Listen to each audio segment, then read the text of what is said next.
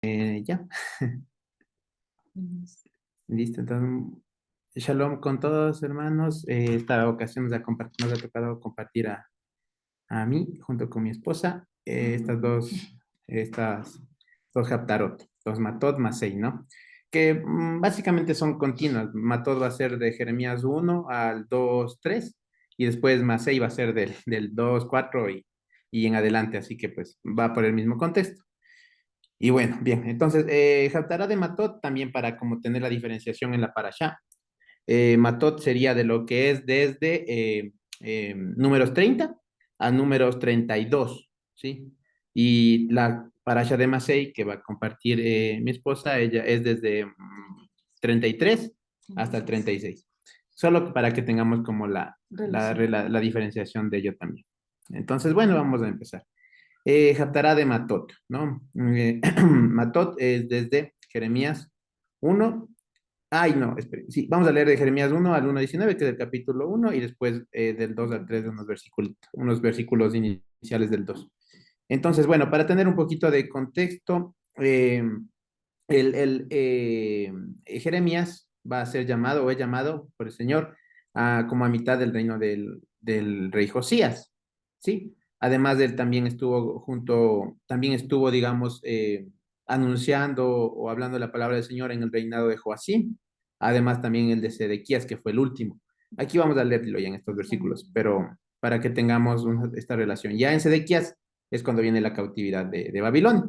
Entonces, básicamente, Jeremías estuvo como ya en los momentos finales, cuando el reino de Babilonia iba a venir a eh, atacar a Judá, ¿no? Entonces, fueron ya en los últimos años. Entonces, vamos con el versículo 1. Y dice, palabras de Jeremías, hijo de Hilcías, de los sacerdotes que estuvieron en Anatot, en tierra de Benjamín. Sí, entonces aquí también vemos que Jeremías es hijo de Hilcías, de los sacerdotes, ¿sí? Entonces Jeremías también, si no lo sabíamos, un dato interesante es que él también era sacerdote, ¿no? Entonces, y vamos a Segunda de Reyes 22, 3 y 4, que aquí tengo el comentario para ver un poquito de este Hilcías, ¿sí? Un nombre interesante. En Segunda de Reyes 22, 3 y 4, dice que a los 18 años del rey Josías, que es el primero que estamos aquí viendo, envió el rey Asafán, hijo de Asalía, hijo de Mesulam, escriba a la casa del Señor, diciendo, ve al sumo sacerdote Hilcías y dile que recoja el dinero que han traído a la casa del Señor, que han recogido del pueblo los guardianes de la puerta. Bueno, aquí solamente ¿por qué puse este versículo? Es para saber que este Hilcías era un sumo sacerdote, ¿sí? Entonces, este era un sumo sacerdote y Jeremías era hijo de este sumo sacerdote. ¿Sí? Y que estuvieron en Anatot, estuvieron en la tierra de Benjamín, ¿no? Entonces fue en la ciudad, en este territorio de Anatot, donde se estableció este Jeremías, dentro de la tierra de Benjamín, ¿no? Justamente es lo que vamos a ver, o más bien en la parasha también se mencionaba de las ciudades que se les dio a los levitas. Entonces, dentro de Benjamín, pues, una de ellas era este sector de Anatot, donde se estableció, pues, Jeremías, ¿no? Entonces dice, palabra del Señor que le vino en los días de Josías, ¿sí? ¿No? Que es el primer rey con el que va a comenzar su servicio, digamos, el servicio al Señor. Entonces, que en los días de Josías, hijo de Amón, rey de Judá, en el año 13 de su reinado, ¿sí? En el año 13 de Josías empieza Jeremías. Y dice, le vino también en los días de Joacim, hijo de Josías, rey de Judá, hasta el fin del año 11 de Sedequías, hijo de Josías, rey de Judá, hasta la cautividad de Jerusalén en el mes quinto. Entonces aquí solamente en estos tres versículos lo que les dije en inicio, que estuvo Jeremías estuvo anunciando la palabra del Señor con Josías, Joacim y hasta Sedequías, que ya viene a la cautividad. ¿Sí?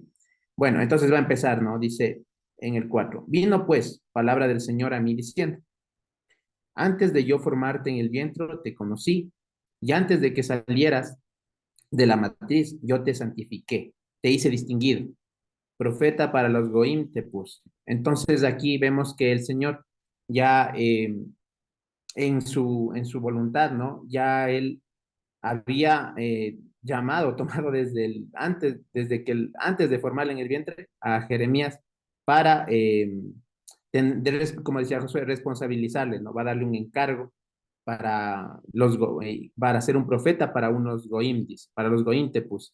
Aquí nos pareció interesante con Jiménez, estábamos revisando que goim, o sea, veíamos, ¿no? Que Jeremías en realidad iba a anunciar, iba a hablar a Judá, ¿no? Iba a anunciar, iba a estar un profeta hacia Judá. Pero aquí, ¿por qué dice goim? O sea, ¿cómo es que les dice que le puso un profeta para los goim si iba a anunciarles a los de la casa de Judá?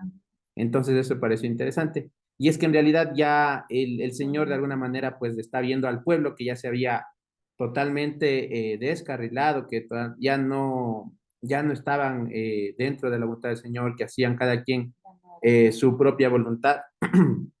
Incluso ya el contexto en el que aquí había mucha depravación, ¿no? De parte de todas las autoridades y todo. Entonces dice el Señor ya, pues como que menciona que este pueblo se había hecho como los goim, ¿sí? Básicamente, ya había ido atrás de los goim, igualito. Entonces le dice, yo te mandé a ellos, pero ya les está diciendo como goim, a Judá.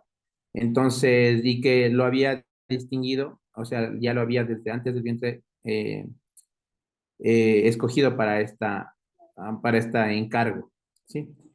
Y yo dije, ajá, Adonai Hashem, he aquí, no sé hablar porque soy nada, ¿sí? Entonces ahí el Jeremías dice que, bueno, como mencionando que él no está en la capacidad de quizás, ¿no? Dice, yo soy un nar, yo simplemente soy, ¿qué es nar, cierto? Nar vendría a ser como un siervo, un muchacho, un subordinado. Entonces él dice, pues yo soy el que hace los mandados aquí, yo le hago los mandados a mi padre, el sumo sacerdote Tixías, o al rey, o al resto, ¿no? Yo no soy alguien que deberías escoger, digamos, por así, ¿no? Sino más bien escoger alguien que esté en autoridad, ¿no? Quizás alguien que esté más en alto, pero yo soy alguien que, pues, soy subordinado, yo no me van a hacer caso, hasta en eso podríamos pensar que dijo Jeremías, ¿no? Pero el Señor sabe, ¿no? Y él sabe a quiénes escoge y por qué. Y justamente ahí nos venía a la mente este versículo de Timoteo, primero de Timoteo 4:12, donde Pablo le dice, ninguno tenga en poco tu juventud, sino es ejemplo de los creyentes en palabra, conducta, amor, espíritu, fidelidad y pureza. Entonces, sí, a Timoteo también se le dio el consejo de que no, no, no se tenga en poco, ¿no? Sino que más bien él se sepa que si algo va a hacer, sea de parte del Señor, y eso es lo que le va a respaldar, ¿sí? O sea, tampoco se trata de tener un orgullo o un ego muy elevado, sino que saber que si nuestra, no sé, si eh, nuestro valor, no sé si decirlo así, es por el Señor, ¿sí? O sea, si vamos a hablar es porque Él nos ha mandado y tener esa seguridad, porque si Él nos manda, pues ya no tenemos de qué temer, ¿no? Entonces, el hablar de parte del Señor, no debemos tener temor para hacerlo, ¿no? El Señor nos ha dado un espíritu de temor, ¿no? Entonces, eso también, por esta parte, viendo que justamente y además que el Señor escoge a aquellos, ¿no? A quienes obedecen, a quienes se sujetan, ¿sí? Entonces aquí también este Jeremías está como, él muestra que era alguien que se sujetaba, ¿no? Era alguien subordinado, entonces que iba a obedecer. Y por eso el Señor justamente también dice, bueno, pues, yo te estoy haciendo de esta manera, yo te he hecho así, yo sé por qué te escojo a ti y lo que voy a hacer contigo, ¿no? Entonces, de eso también. Bueno, entonces de esa parte seguimos con el versículo 7 y donde dice, y me dijo el Señor, no digas, ahí está, ¿no? Entonces la respuesta del Señor, no digas, soy un nar, ¿no? Porque sobre todo lo que yo te enviaré irás y a todo lo que yo te ordenaré hablarás, ¿sí? Y entonces aquí también un poco bueno, un poco lo que estábamos viendo con Josué, que nosotros debemos hacer las cosas porque el Señor, porque esta es voluntad del Señor, ¿no? Sí, es la palabra del Señor, es el- la instrucción del Señor que debemos de hacer, ¿sí? Entonces ahí le dice, tú vas a ir porque pues te voy a mandar a que lo hagas y vas a hablar porque yo te voy a poner el hablar, ¿no? No temas delante de ellos, porque contigo estoy para ponerte en libertad, dicho del Señor.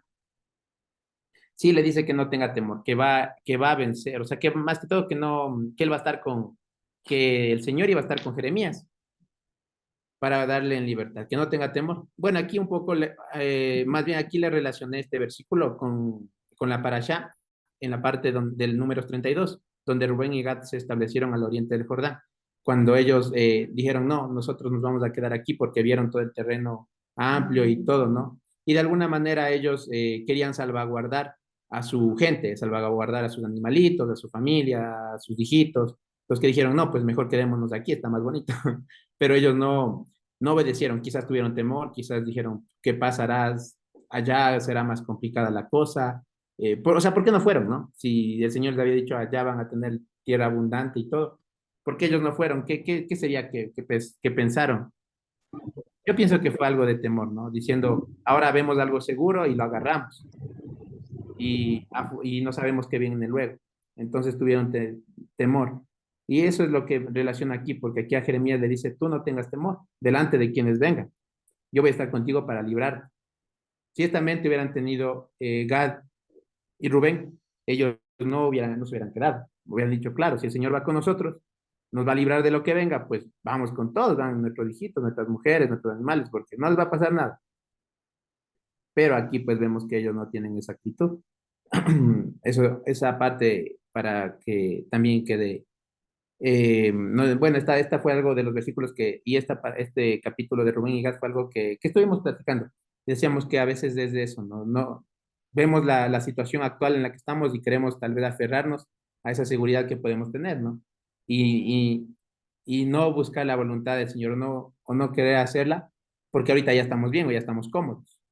Sí, algo así, llegar a esa comodidad y no confiar en que el Señor tiene algo mucho mejor.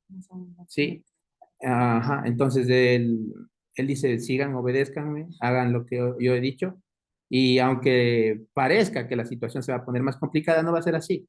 Yo voy a ponerles en libertad. Sí, que no nos pase entonces como a Rubén y Gad, que ellos viendo ya la situación y la comodidad, pues decidieron quedarse y no cumplir con el mandato del Señor, ¿no?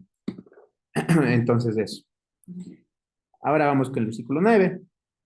Le sigue hablando, ¿no? Y extendió el Señor su mano y tocó mi boca. No, extendió el Señor su mano y tocó mi boca y me dijo el Señor, he aquí pongo mis palabras en tu boca. Mira que te he encargado hoy en este día sobre Goim y sobre reinos, para arrancar y para destruir, para hacer desaparecer y para derribar, para edificar y plantar. Entonces aquí vemos que el Señor le da este encargo a Jeremías, además que él pone las palabras, o sea, no iba a hablar de su propia boca, sino que el Señor puso sus palabras en él.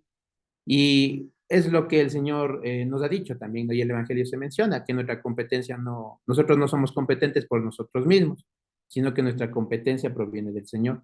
Eso también para que no tengamos este temor, ¿no? Saber que si el Señor nos va a dar un cargo, Él también nos llena las manos, ¿no? Como veíamos con los sacerdotes, les llena las manos y da la competencia y todo lo necesario para que cumplan la misión. Sí, en este caso, ¿qué fue lo que necesitaba? Las palabras del Señor en su boca. Pero le puso esas palabras para que pueda cumplir el encargo. Entonces, que no tengamos ese temor, sino que sepamos que el Señor pues nos va a dar la competencia para todo lo que nos manda hacer, ¿no? Básicamente para cumplir toda esa instrucción. Él nos va a guiar cómo hacerla igual. Y además dice aquí, vamos a ver, sí, para indicar. Ya entonces, y Jeremías, ¿qué iba a hacer? Él iba a ir en contra de todas esas cosas pecaminosas o de todo lo que no permanece que estaba haciendo el pueblo. Iba a anunciarles todo lo malo que estaban haciendo, todo eso que estaba en contra de la instrucción del Señor, contra la Torá. ¿Sí? Y aquí recordemos este versículo de Hebreos 4:12 donde menciona de la palabra y justamente lo que puso el Señor en la boca de Jeremías, la palabra. ¿Y qué es la palabra o qué va a ser la palabra? Pues porque la palabra de Dios es viva y eficaz y más cortante que toda espada de dos filos, y penetra hasta partir el alma, bueno, el nefesh y el espíritu, las coyunturas y los tétanos y discierne los pensamientos y las intenciones del corazón. Como aquí mostrando que la palabra es la que va a hacer esto, ¿no? De quitar lo que no es para que permanezca lo inconmovible, digamos así. ¿Sí? Además, dice que esta misma palabra iba a servir para edificar y para plantar. Sí, entonces también la consolación del Señor, ¿no? De alguna manera, bueno, ya vamos a ver en esta Haftarah y en la siguiente, que después de todo lo que estamos viendo que les va a emitir unos juicios al pueblo de Israel por todo lo que estaban haciendo mal, el Señor da una palabra de consolación. Entonces le va a decir, bueno, ya hemos derivado lo que no es, pero vamos a edificar, vamos a plantar lo que es lo inconmovible. Entonces va a dar esa palabra de consolación también al pueblo y que también nos va a consolar a nosotros en este sentido. Vamos a ir más abajo, la vamos a ver. Bueno, ahora en el versículo 11 dice, la palabra del Señor vino a mí diciendo, ¿qué ves tú, Jeremías? Y dije, veo una vara de almendro. Y me dijo el Señor, bien has visto, porque yo vigilo mi palabra para materializarla, para ponerla por obra, para cumplirla. Aquí es bien interesante, hay un juego de palabras que se nota más en el hebreo. En español no se va a notar por nada, pero en el hebreo sí se nota, ¿no? Aquí cuando dice, ¿qué ves, Jeremías? Jeremías dice que vio una vara de almendro, una varita de almendro, un bastón de almendro. El almendro, ¿cómo se dice en hebreo? El almendro se dice shaket, ¿sí? Shaket. Y el Señor le dice, bien, has visto una vara de shaket. Porque yo, y ahí dice vigilo, y le he puesto subrayado, porque vigilo en hebreo, o como lo que estaría escrito ahí, es shoket. Entonces, porque yo shoket mi palabra, porque yo vigilo mi palabra. Se parecen mucho, o sea, tiene una, no sé cómo se dice cacofonía, no sé si es cacofonía, homófona, suenan igual, son palabras que suenan parecido, ¿no? Tampoco son igualitas, si están una vocal diferente. Pero el Señor como que mostrándole, diciendo, bueno, estás viendo una vara de shoket, porque yo de Shaket, porque yo Shoket mi palabra, porque yo vigilo mi palabra. Bueno, se entiende un poco más en el hebreo, pero aquí me parece interesante porque justamente una vara de almendro es lo que, si nos acordamos de ese capítulo donde se quería mm, quitar del sacerdote, del sumo sacerdote, del puesto de sumo sacerdote a Aarón, eh, y hubo algunos que se rebelaron contra eso, ¿no? Algunas que que querían destituir, digamos así, a Aarón. Pues la forma en que el Señor demostró que había escogido a Aarón para esa función fue justamente porque una vara de almendro reverdeció, ¿no es cierto? Recordamos eso.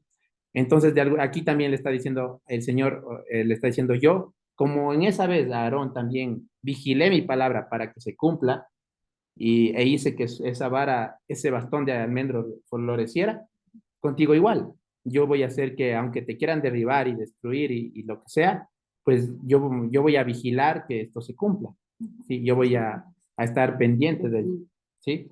Entonces ahí, miren, bueno, vara de almendro es cuando veamos, no sé si cuando, en todo el contexto que veamos en la vida, pero es como recordar ese momento de que el Señor vigila primeramente su palabra y que le está dando esta autoridad a Jeremías para que la cumpla, ¿no? Si en ese momento el sumo sacerdote tenía la autoridad de ejercer todo lo que tenía que hacer, aquí también a Jeremías le está diciendo, te estoy dando esta autoridad, tú lo vas a hacer, no tengas miedo. Entonces le está como a través de esta visión demostrando eso.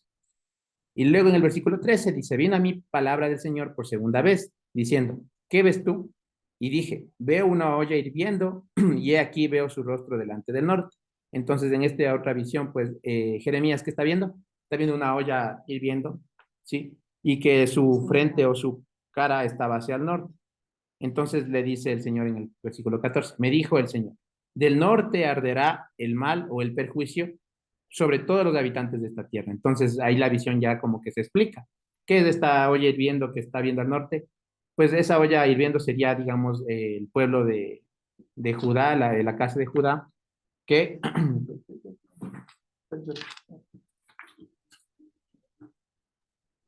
perdón, está ahí, perdido.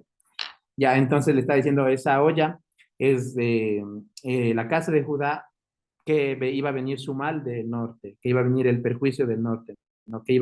Aquí ya le está anunciando lo que pasaría con Judá, que vendría a Babilonia, que vendría a atacar y pues a sitiar y a vencer, ¿no? A Judá. Entonces, ya esto es unos años, muchos años antes de que suceda, ya el Señor le estaba mostrando lo que iba a pasar con esta visión, que Judá no iba a prevalecer, o sea, Babilonia iba a vencer, ¿sí? Por todo lo que estaba haciendo el pueblo de Israel, ¿sí? Entonces, bueno, aquí vamos a ver en el versículo 15. Dice, porque he aquí que estoy llamando, aquí el Señor sigue hablando de esta visión, he aquí que estoy llamando a todas las familias de los reinos del norte, dicho el Señor, y vendrán y podrán cada uno su trono a la abertura de las puertas de Jerusalén, sobre todos sus muros de alrededor y sobre todas las ciudades de Judá, ¿sí? Que iban a sitiar a Jerusalén. Y yo hablaré mis mishpatim a ellos sobre toda la maldad con que me han abandonado, pero ellos le quemaron a otros dioses y se postraron a la obra de sus manos. Entonces aquí el Señor, aunque hablaba sus mishpatim, hablaba todo lo que iba a hacer, el debido procedimiento que iba a hacer por la maldad que estaban haciendo, ejecutando en Jerusalén, ¿qué les dice? Que aún así ellos se iban a quemar a otros dioses inciensos que iban a postrarse a la obra de sus manos. O sea, ni por más que les dijo todo esto que iba a acontecer, no hacían caso, no iban a hacer caso. Y le dice a Jeremías, y tú, ciñe tus caderas y te levantarás y hablarás a ellos todo lo que yo te estaré ordenando. No temas del rostro de ellos, porque yo te voy a poner en celo delante de ellos. Y yo, heme aquí, que te he puesto hoy por ciudad fortificada, por columna de hierro, por muralla de cobre sobre toda la tierra para los reyes de Judá, para sus príncipes, sus sacerdotes y el pueblo de la tierra. Sí, y aquí vemos como el Señor le dice que tiene que estar firme, ¿no? Y ese es otro versículo que ahorita se me viene a la mente, donde habla de que la iglesia es esa columna firme y baluarte de la verdad, algo que no se debe tambalear, ¿no? Entonces le está diciendo, tienes que permanecer firme, como muralla de cobre, como columna de hierro, contra los reyes de Judá, o sea, no iba a afectarse a, o sea, él se iba a enfrentar a personas con mucha autoridad, ¿no? Iba a hablarle a reyes, a los príncipes, a los sacerdotes, incluso a su padre, quizás en su momento, a Isías. Entonces él tenía que hacer una misión bastante importante, también algo podría ser complicada, pero el Señor iba a estar con él, ¿no? Y dice en el versículo 19, y ellos harán guerra contra ti, pero no prevalecerán contra ti, porque yo estoy contigo, dicho del Señor, para librarte. Otra vez le enfatiza que el Señor iba a estar con él, para librarle, ¿no? Y no es que le iba a librar de que le hagan, de que en esta tierra pase cosas complicadas, porque de hecho le pasaron muchas cosas complicadas de Jeremías, ¿no? Estuvo ahí, creo que, bueno, de todo le pasó, sí, pero lo que al final de todo, al final de cuentas, pues no debemos tener temor de quien mata este cuerpo, sino de quien puede matar el alma, el cuerpo y también pues también encargado de nuestra vida eterna. Entonces, que es solamente el Señor. Sí, entonces dice, yo te voy a librar de todo, no te preocupes, yo voy a estar contigo. Una cosa y una cosa importante es que uno piensa que cuando va a hablar de la palabra del Señor, todo el mundo va a decir, bravo, qué genial, qué lindo hablas de Dios. Y muchas veces no es así. Justo aquí lo que le está diciendo Jeremías es que nos van a hacer guerra, te van a hacer guerra, quizás en tu casa, quizás en el trabajo, donde estemos, no va a ser motivo de aplausos, sino más bien de guerra. Pero dice, pero no prevalecerán contra ti. O sea, así digan, así hablen, así comenten cosas de uno a las espaldas o digan lo que sean, eso no va a prevalecer contra nosotros, Ujú. porque el Señor está con nosotros. Y a veces nosotros creo que les damos más importancia a esas personas sí, sobre todo esas personas, ¿no? Que uno pretende llevar la palabra del Señor y esas personas se burlan, hacen mofa de uno y uno dice, bueno, Señor, yo solo lo único que hago es cumplir tu palabra, o sea, yo predico tu palabra, vivo mi vida transparente delante de ti y pues eso es lo que cuenta, ¿no? Entonces, el Señor ahí nos dice a todos, creo yo, porque yo estoy contigo, dicho del Señor, para librarte. O sea, no es que el Señor diga, no te van a hacer guerra, te van a hacer guerra, pero yo voy a estar contigo, yo te voy a dar esa libertad. Ujú, sí, entonces también para que veamos, ¿no? O sea, en el ejecutar su palabra, no sé, por ejemplo, nos pueden criticar de mil maneras, ¿no? Por la comida, no sé, por dar el diezmo, por el Shabbat, por tantas cosas, ¿no? Pero que el Señor está con nosotros. eso es. Y él nos libra de cualquier mal que nos quieran hacer. Entonces, eso bueno, para que lo veamos. Y también lo relacioné con Números 31 que hablaba de que Israel, en el capítulo 31 de Números, es cuando Israel va a vencer a Madián, cuando va a la guerra y vence a Madián y hay todo ese tema del botín que recuperan. Entonces, de aquí también, viendo que si el Señor le está mandando a Jeremías o nosotros eh, a guardar su instrucción, pues no prevalecerán, no se prevalecerán contra nosotros, ¿no? Entonces, con el Señor, pues, así el enemigo se vea grande, fuerte o lo que sea, pues el Señor nos libra y está con nosotros.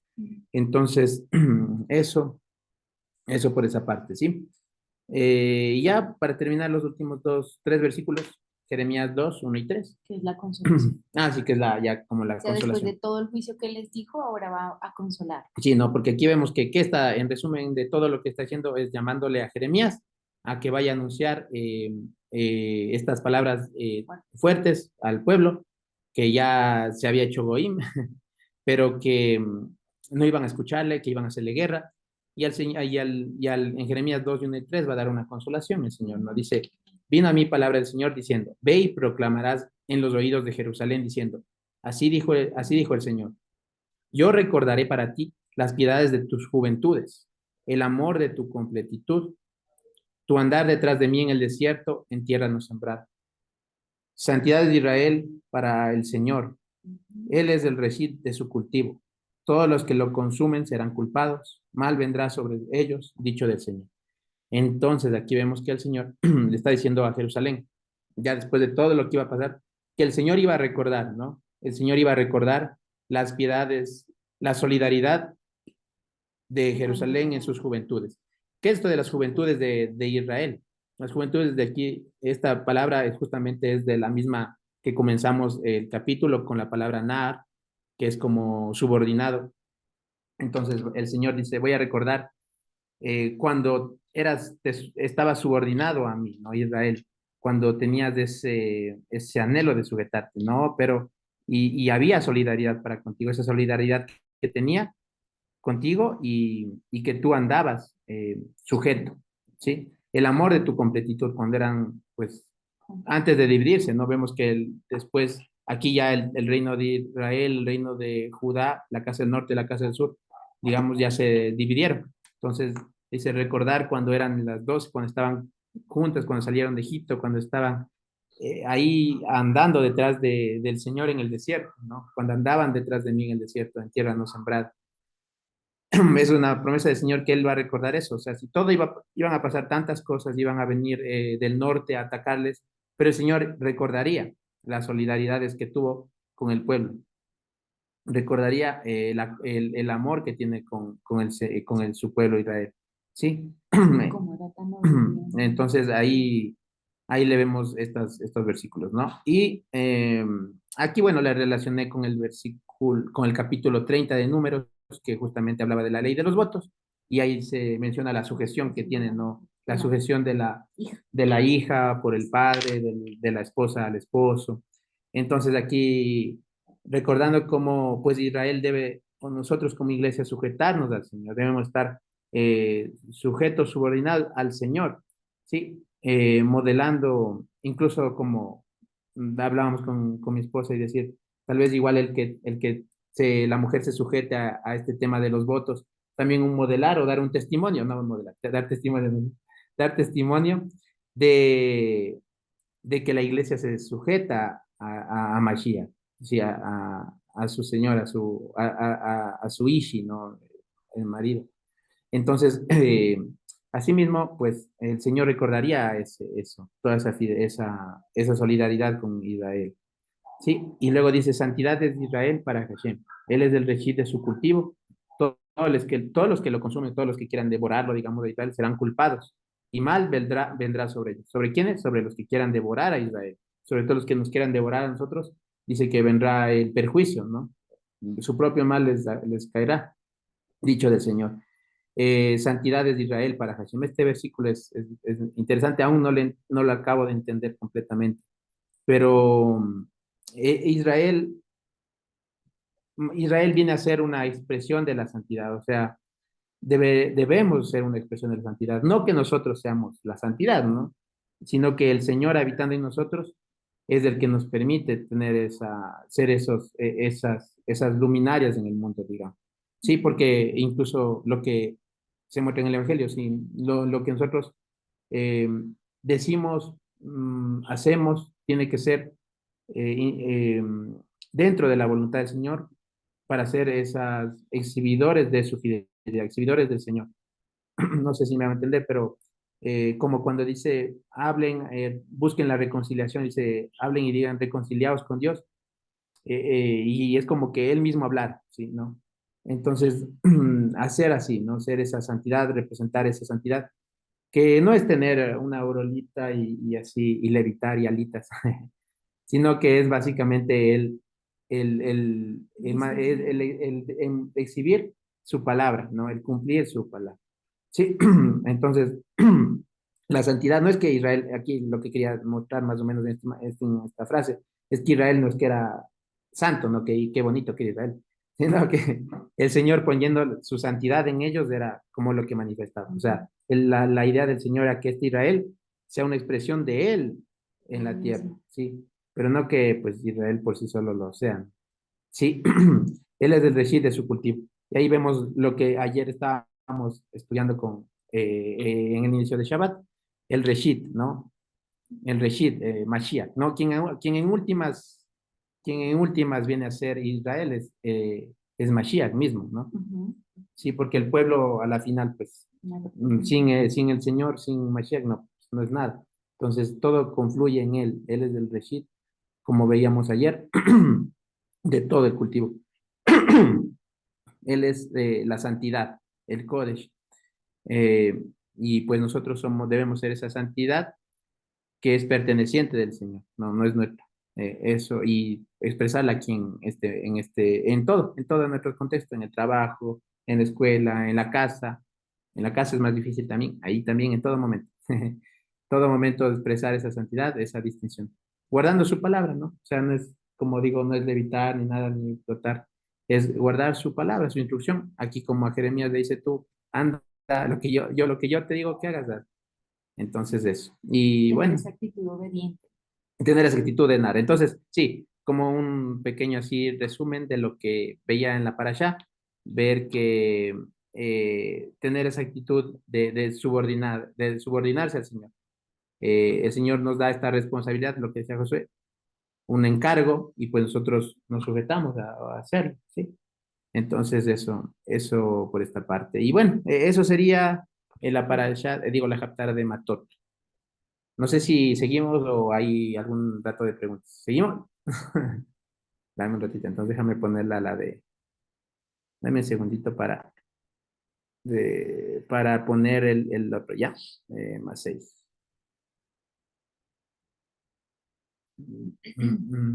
A ver, creo que es este.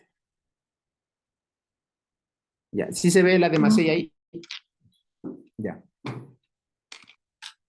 bueno.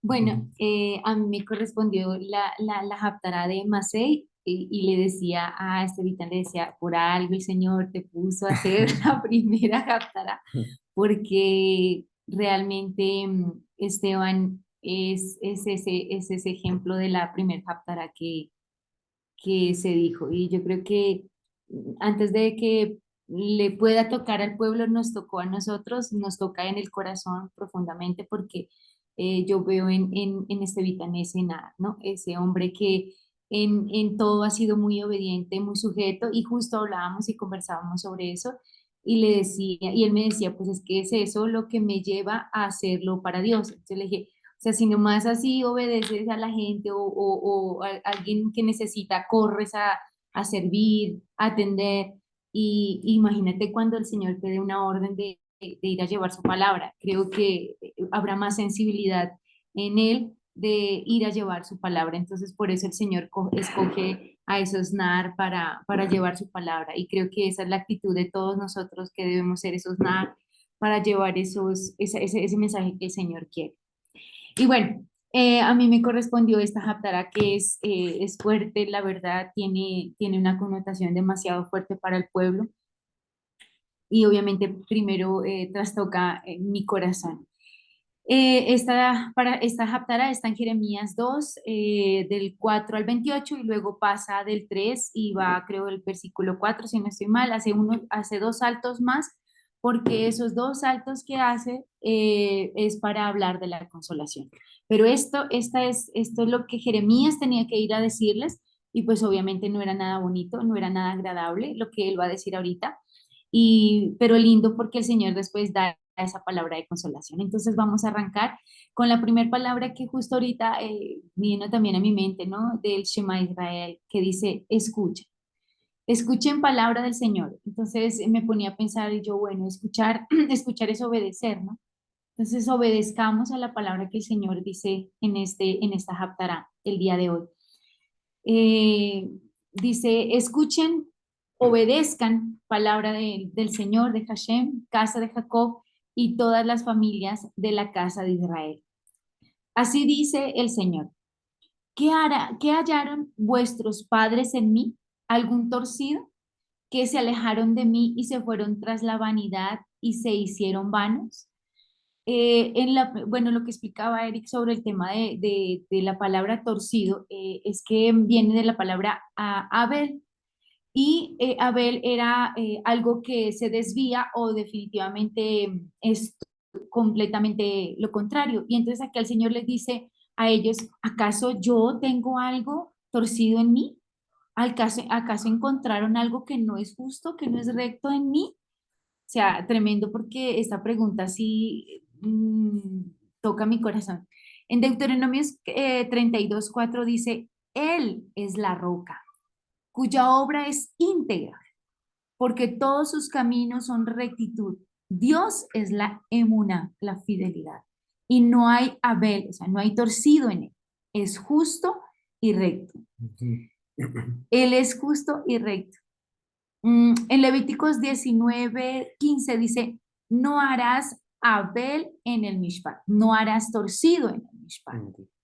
Ujú. Entonces, todo esto nos ayuda a entender cómo este pueblo era tan necio, tan terco, que aún el mismo Señor les estaba diciendo, bueno, pero que no entienden que yo soy recto, yo soy transparente, íntegro, no hay partiduras en mí, no hay fracciones en mí, yo soy recto, soy íntegro. Y bueno, vamos a ver por qué más adelante el Señor les está diciendo eso. Y no dijeron, ¿dónde está Hashem? Que nos hace subir de la tierra de Egipto, que nos conduce por el desierto, por una tierra desierta y despoblada, por tierra seca y de sombra de muerte, por una tierra por la cual no pasa varón, ni allí habitó hombre. Porque es que justamente ellos estaban hablando sobre eso, ¿no? Estaban diciendo, bueno, ¿dónde está ese Dios tan grande, tan poderoso? Que sí, que prácticamente nos liberó de esa esclavitud y que nos condujo por todo ese desierto y ahí como que hace una especie de remembranza y de recordarle de dónde los había sacado el Señor. Y dice, y los traje a la tierra de Carmel. Carmel traducido era fructífero, si no estoy mal, campo Abundante, ¿no? abundante. Ujú. A comer su fruto y su bien, y ustedes vinieron e invalidaron mi tierra, inhabilitaron mi tierra, y mi herencia la pusieron como abominación. O sea, el lugar que el Señor tenía destinado para ellos se olvidaron completamente del Señor, todo lo bueno que el Señor había hecho por ellos se acabó, se terminó, ellos no lo tomaron en consideración. Los sacerdotes no dijeron, ¿dónde está el Señor? Y los retenedores de la Torá no me conocieron, y los pastores se rebelaron contra mí, y los profetas profetizaron por Baal, y anduvieron tras lo que no conviene. Esto es tremendo porque, o sea, no solamente el pueblo se había apartado del Señor, sino todas las autoridades, los sacerdotes, los que estaban prestos a estudiar la Torá, los pastores, los profetas, todos estaban apartados del Señor. Y aquí Eric decía algo muy interesante en esta pregunta. de- que decía él, ¿dónde está el Señor? Muchas veces nosotros en nuestra vida cotidiana hacemos muchas cosas, tomamos decisiones, andamos de aquí para allá y como tan impregnados en esta tierra, como que caminamos, sentimos que estamos acá, pero no nos damos cuenta todavía que no somos de acá. Y entonces cuando Eric explicaba sobre el tema de decir, de hacer esta pregunta, ¿dónde está el Señor en las decisiones que yo tomo, en lo que yo hago, en mi trabajo, en todo? O sea, ellos no se preguntaban dónde estaba el Señor, ellos ni siquiera lo tomaban en cuenta. Y yo creo que esto ha sido clave para nuestras vidas como pareja, podría decirlo, porque desde un principio Estevitan ha preguntado todo, todo lo que hacemos, todo lo que pensamos, todo lo que decidimos, aún en nuestro trabajo, todo lo que nos pasa, le preguntamos, Señor, ¿estás aquí? Señor, ¿qué tenemos que hacer? Señor, ¿esto es lo correcto? Sí, pedir siempre su instrucción, decir, ¿dónde estás tú en medio de esta decisión que estoy tomando? ¿Dónde estás tú en medio de todas las cosas que están pasando en nuestras vidas? Y entonces, este versículo me pareció interesante justo por eso. Entonces, ahí hemos puesto algo que dice, no consultaban la voluntad de Dios, buscaban, el consultar la palabra de Dios es buscar en su palabra, ¿no? Es estar instruyéndose en su palabra. Aquí dice que aún ni aquellos que conocían la Torah, ni aquellas personas que retenían la Torah, no lo conocen, no lo conocieron. O sea, tan increíble porque es verdad, justo hablábamos eso con Estevitan, podemos saber mucho, podemos conocer mucha palabra y mucha traducción y todo, pero ¿lo conocemos? Esa es la pregunta que yo me hacía. Yo decía, Señor, yo te conozco porque a esta altura de la vida yo no sé ahora que sí, porque conocerlo es buscar de su palabra y practicarlo, el comer y el beber. Entonces, creo que no es solamente estudiar su palabra, sino que practicarla. Creo que ahí está la clave de todo, es ponerla por obra. Creo que esos también son principios pedagógicos, ¿no? De que tú aprendes cuando tú practicas, tú no aprendes mientras te dan una cátedra en tu clase, o sea, tú puedes escuchar un montón de cosas, pero son fáciles de olvidar. Mientras que si tú le enseñas a un niño a hacer las cosas de lo que tú les estás enseñando, es más fácil que él las retenga. Entonces creo que esta pedagogía que el Señor aquí nos está enseñando es justamente la que realmente se queda para siempre en nuestro corazón. O sea, cuando la practicamos, cuando la hacemos viva en nosotros, cuando la entendemos y la encarnamos, la practicamos, entonces ya queda para siempre en nuestro corazón y es como una comida que Carmita hace, no me acuerdo cómo se llama esa comida, de unos frasquitos. Y ella siempre me ha dicho como 10.000 veces cómo hacer esa cosa, pero yo nunca he podido hacerlo. Entonces yo le decía a Emi, le decía, Emi, ella me ha explicado un montón de veces, pero yo creo que yo aprendo haciendo. Si yo no hago, yo no entiendo.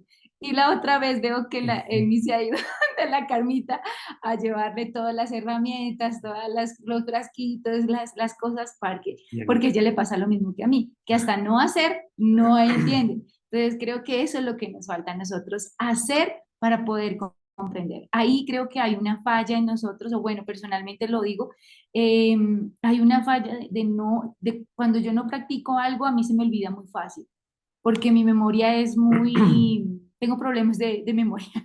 Entonces tengo que hacerlo para que se me quede en mi corazón. Entonces, esto es una de las cosas que este pueblo no hacía, estaba haciendo su propia voluntad y no estaba practicando su escritura, no estaba estudiando o practicando su Torah.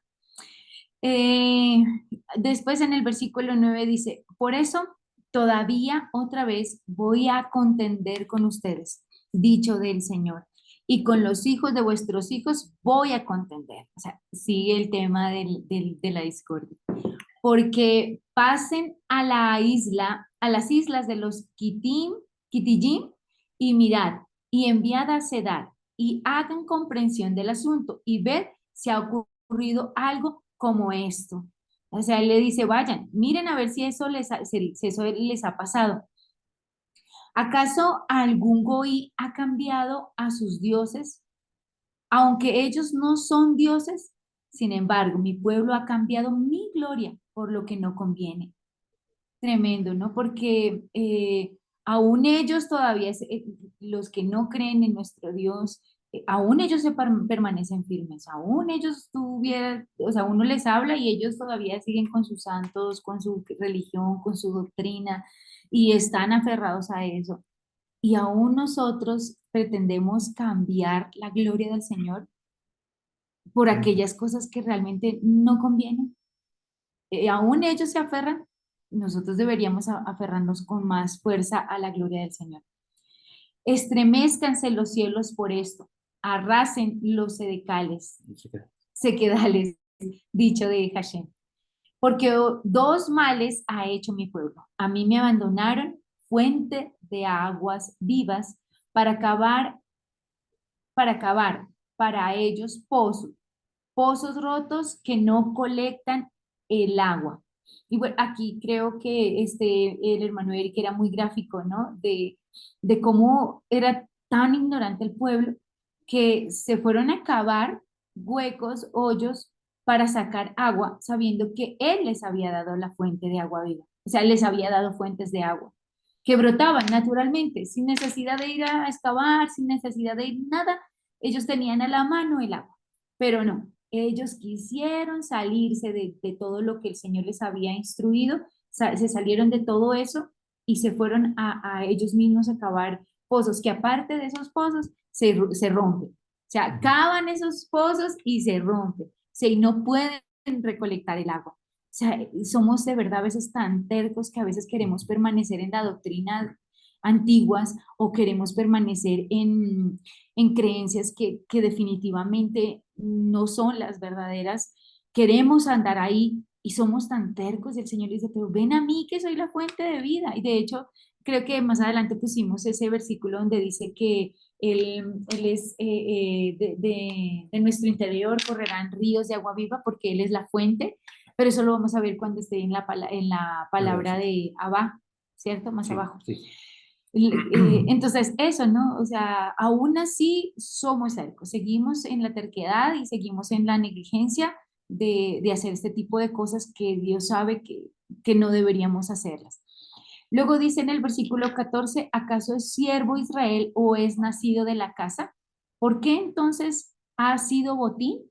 O sea, aquí era lo mismo, la palabra anar, ¿no? O sea, ¿acaso es siervo? Él explicaba de que en las casas, por ejemplo, nadie que tiene un hijo lo vuelve esclavo, ¿no? El esclavo es aquella persona que no está en la casa.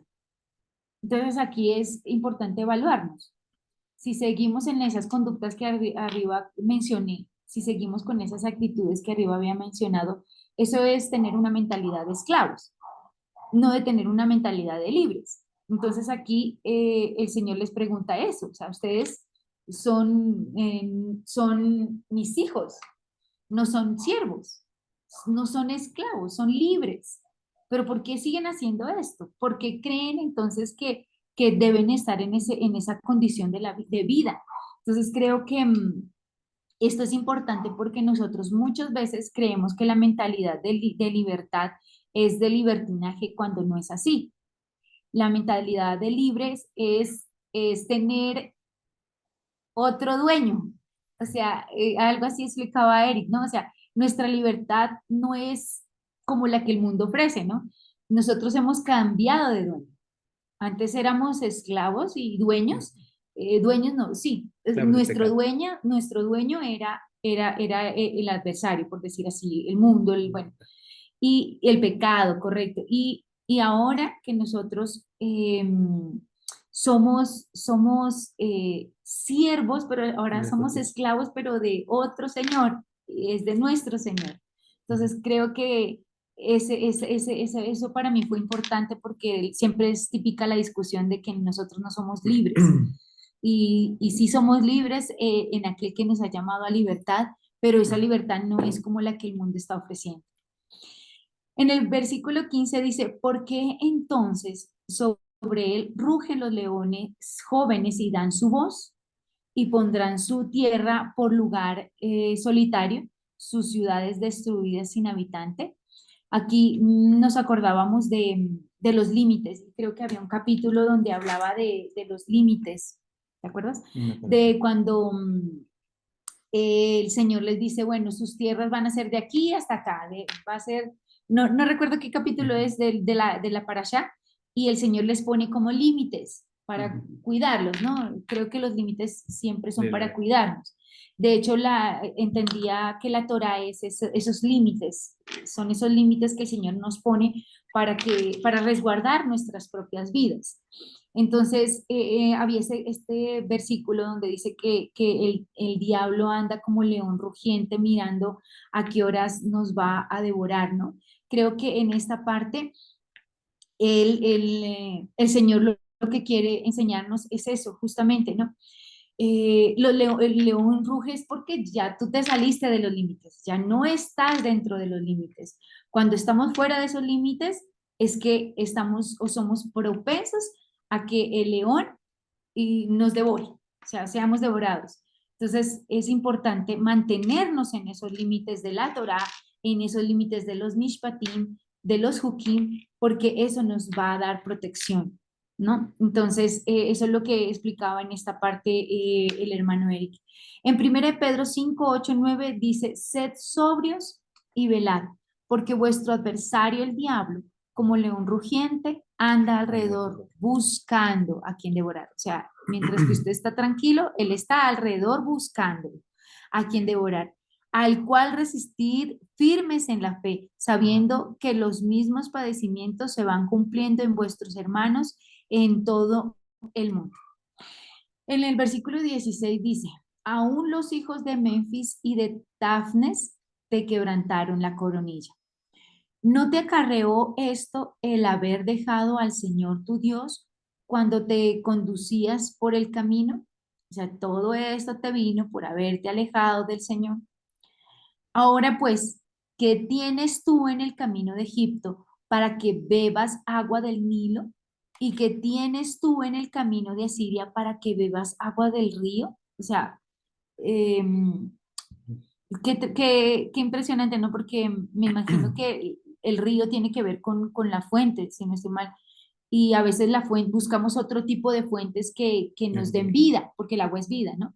Entonces, debe ser Yehoshua nuestra fuente de vida. El 19 dice, tu propio daño te corregirá y tu apostasía es lo que te va a demostrar.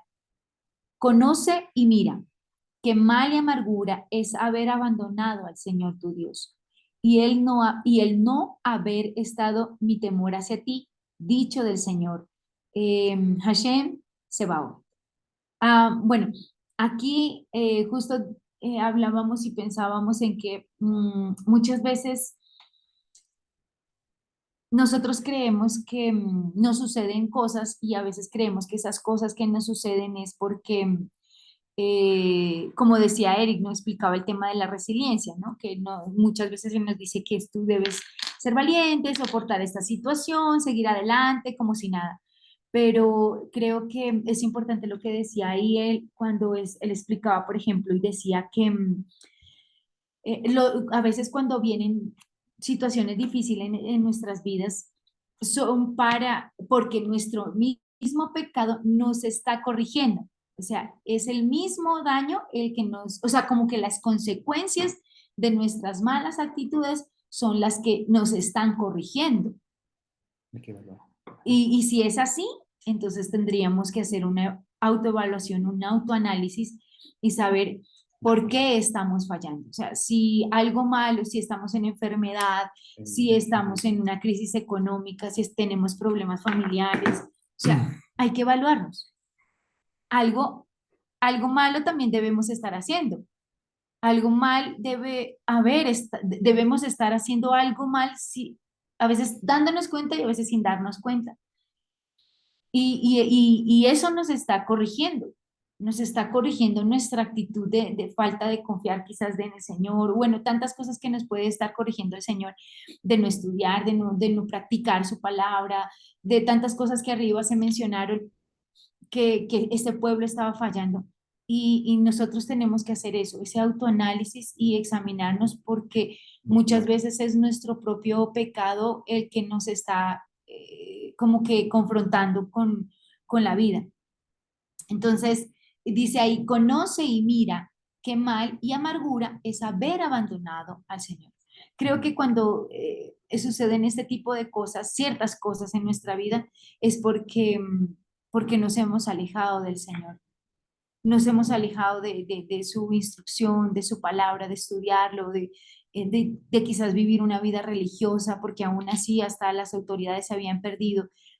Y aquí es importante cuando el Señor nos dice, es porque me abandonaron, se fueron tras otros dioses, tras otras doctrinas, tras otras filosofías, se fueron detrás de eso. Y por eso es que está pasando la situación que les ha sobrevenido. Dice, el no haber estado mi temor hacia ti, el temor del Señor, lo perdieron. Entonces, por eso es que les pasaba tantas cosas.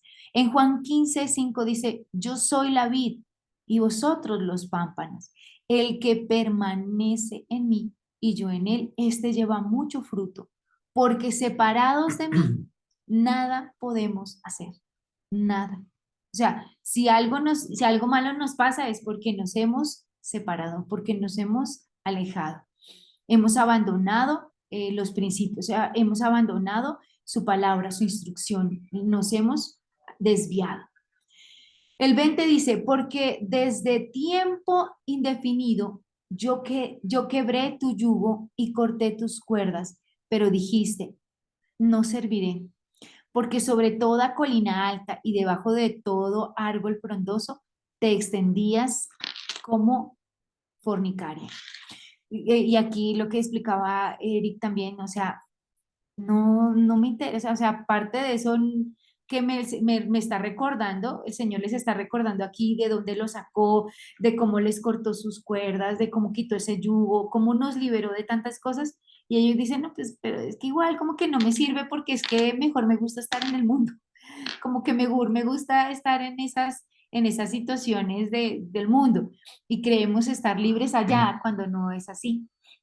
No eres libre sino dentro de la palabra de la Torá. Todo lo que está afuera es esclavitud. Todo lo que está en la Torá, todo lo que nos limita, eso es estar en libertad. Mientras que estemos afuera, seguimos siendo esclavos.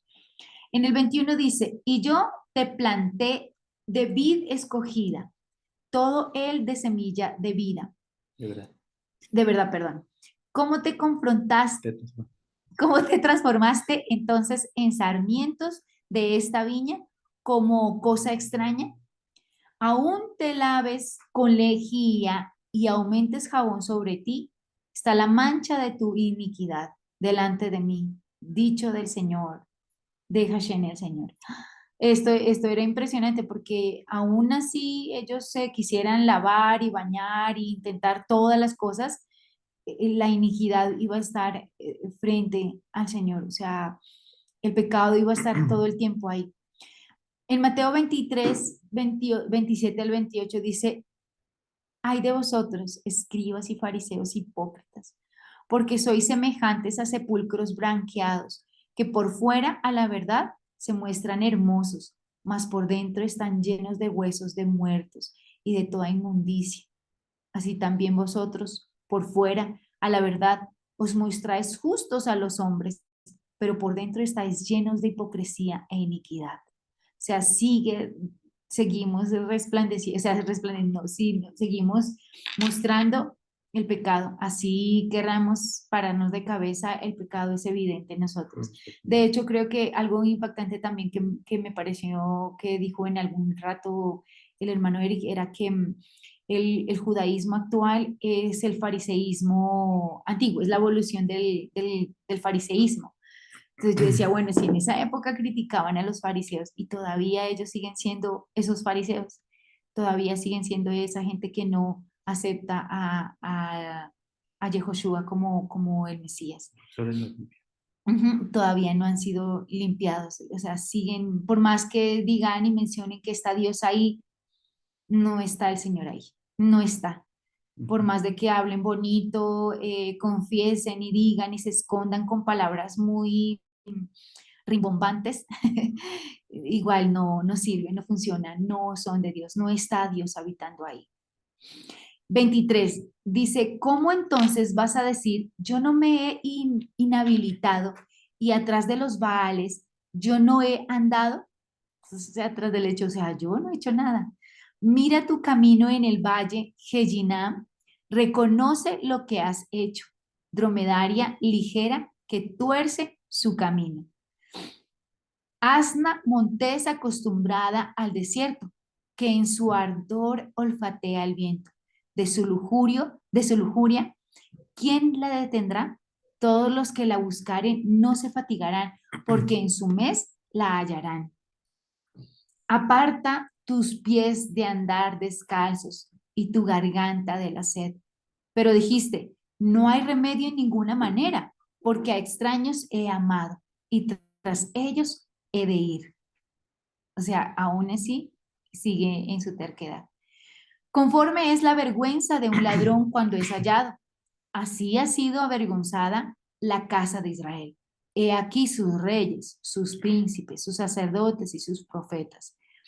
Dicen al árbol, mi padre eres tú, y una piedra, y a una piedra, tú me has engendrado, porque me dieron a mí la cerviz y no el rostro. En el tiempo de su daño dirán, levántate y sálvanos. ¿Dónde está tu Dios que hiciste para ti? Levántense en ellos, a ver si te podrán salvar en el tiempo de tu daño, porque según el número de tus ciudades fueron tus dioses, oh Judá. O sea, aquí ellos ya como que se impregnaron tanto de los demás pueblos, se impregnaron tanto de esos dioses, que ellos no notaban que se habían apartado. O sea, era tanta la costumbre de vivir en esa condición de vida que ellos no lo veían como que si estuvieran haciendo algo malo. Ellos dejaron de percibir esa sensibilidad que les traía el Señor a sus corazones. Y ahorita en el versículo siguiente, en los versículos siguientes de Jeremías 3:4, empieza la primera consolación. Dice, ¿acaso no desde ahora me llamarás Padre mío? Instructor de mi juventud, ¿eres tú?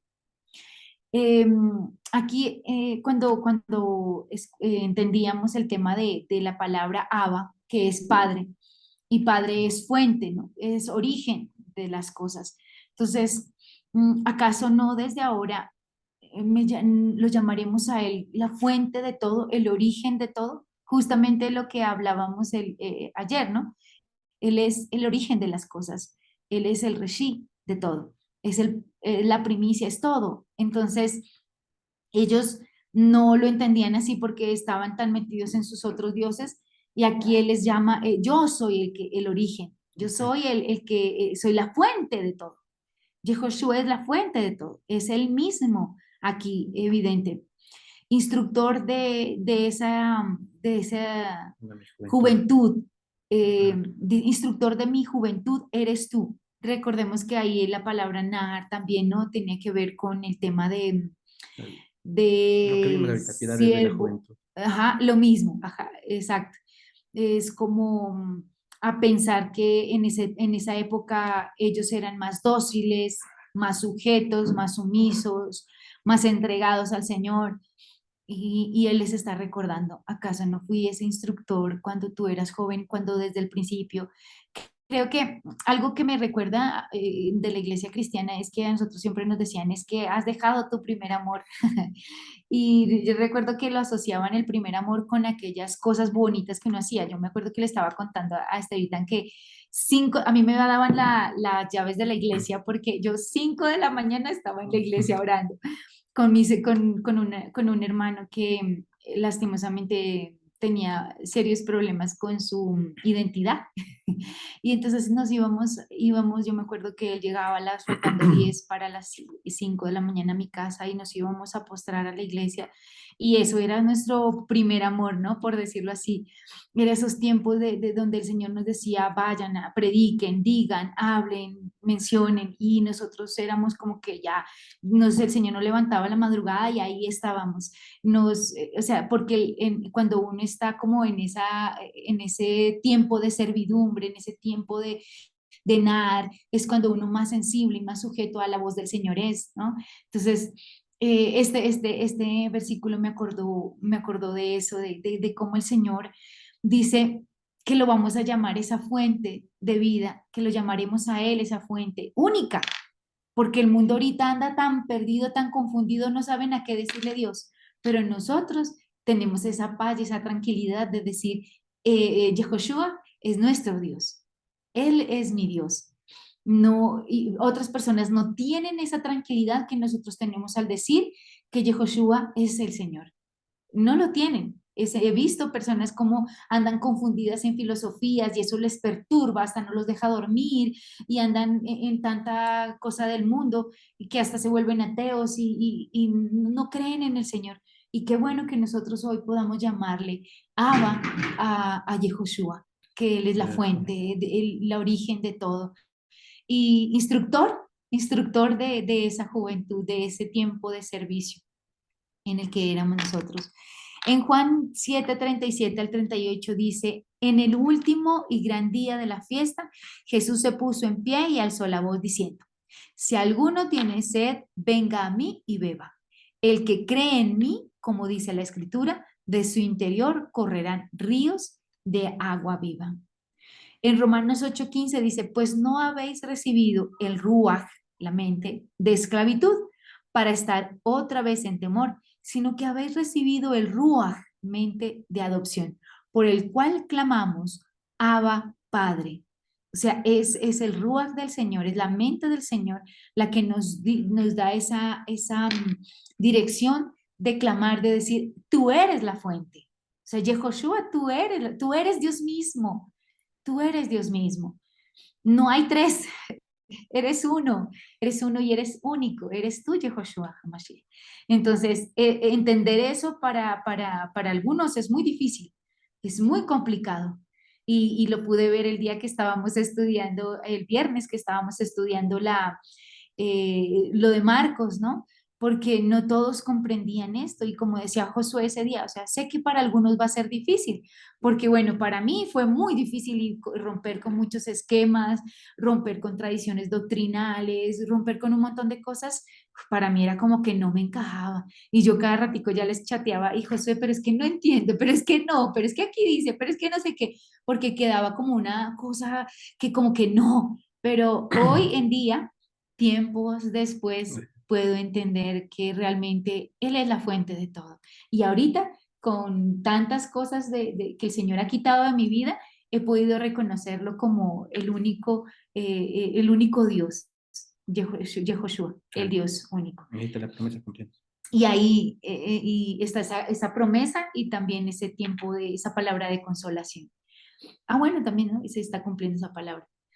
En Jeremías 4:1-2, luego de ahí se salta la segunda consolación que está en Jeremías 4:1-2, donde dice, oh Israel, si te volvieras a mí, dicho del Señor, vuélvete, o si apartares tus abominaciones de delante de mí y no vagaras, o si entrares en juramento, vive el Señor, en verdad, en Mishpat y en Sedacá. Entonces serían hechos partícipes de la bendición en él, Israel, los gentiles, y en él serían hechos partícipes de la alabanza.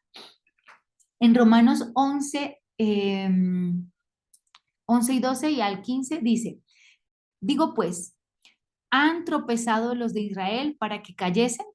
En ninguna manera, pero por su transgresión vino la salvación a los gentiles, para provocarles a celo. Y si su transgresión es la riqueza del mundo y su defección la riqueza de los gentiles, ¿cuánto más su plena restauración? Porque si su exclusión es la reconciliación del mundo, ¿qué será su admisión?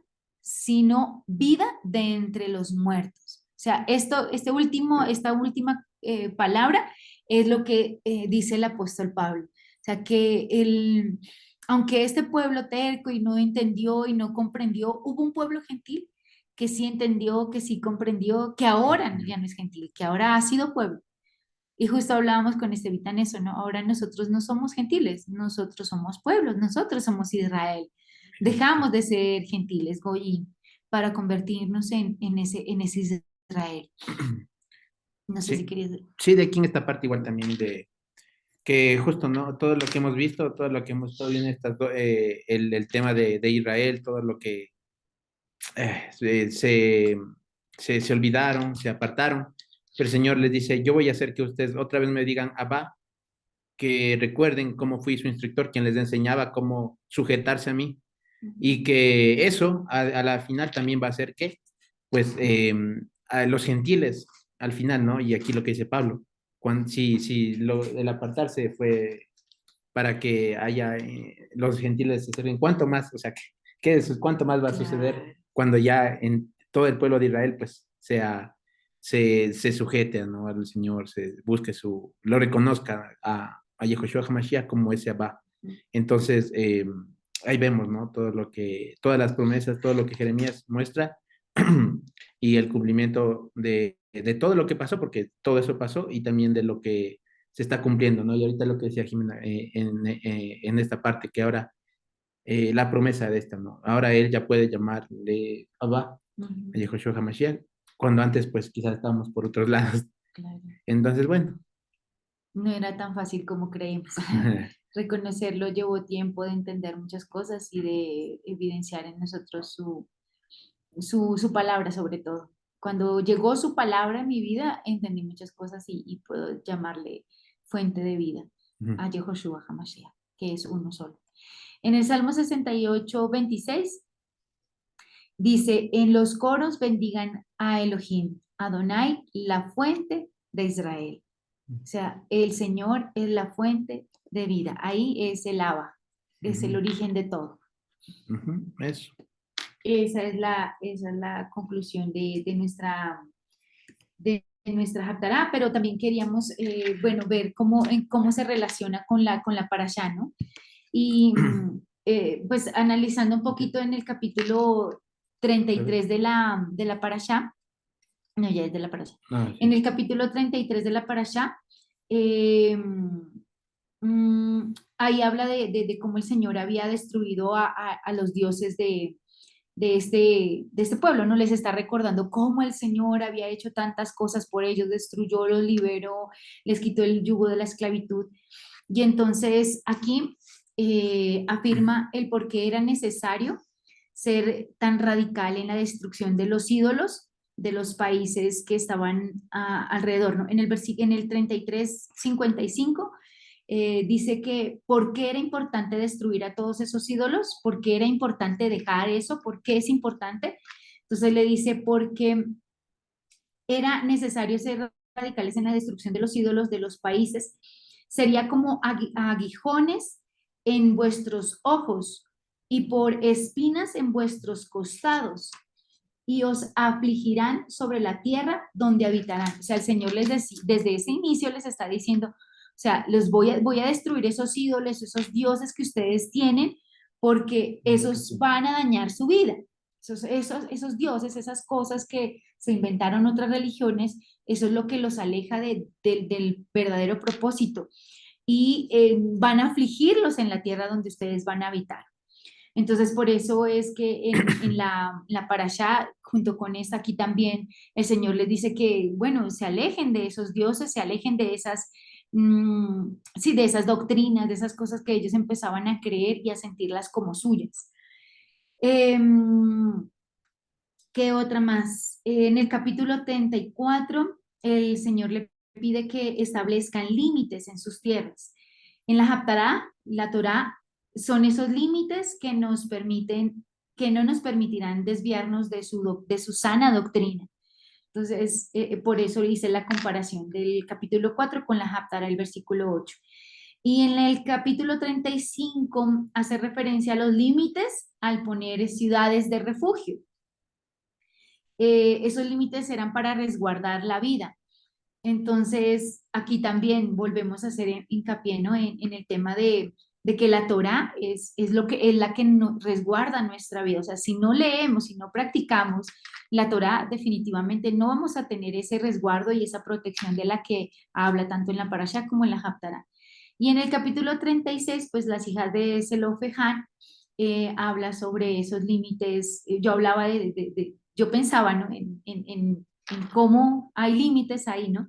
Límites relacionados con el área emocional, porque recordemos que las hijas de Zelofeján debían casarse con las personas de su misma tribu. Y el Señor también está cuidándonos. En ese aspecto también pone límites y nos resguarda y nos dice, bueno, ustedes tienen que, para el tema de las solteras, ¿no? O sea, resguarden sus Ya. vidas. No pongan la mirada en aquellas personas que están fuera de su tierra, de su pueblo, porque el Señor los tiene aquí adentro, en su pueblo. Entonces, creo que vuelve otra vez el tema del Señor, de que nos resguarda en su instrucción, en su palabra. Su palabra nos dice, bueno, busquen esposo aquí en su pueblo, no lo busquen afuera. Eso dice la Torá, entonces tenemos que vivirla y practicarla. Entonces, si no vivimos y no practicamos la Torá, pues nos va a pasar lo que a este pueblo le va a pasar. Entonces, ah, ya, eso creo que Jeremías le recuerda todo lo que sucedió y es narrado en la parashá, ¿no? Entonces, lo que hace Jeremías es un recorderis, pues, de todo lo que el Señor había hecho en esta parashá, ¿no? Los había liberado, les había dado tierras, les había puesto límites, o sea, había hecho tantas cosas por ellos que aquí es importante recordarles de dónde los había sacado. Ya. Eso es.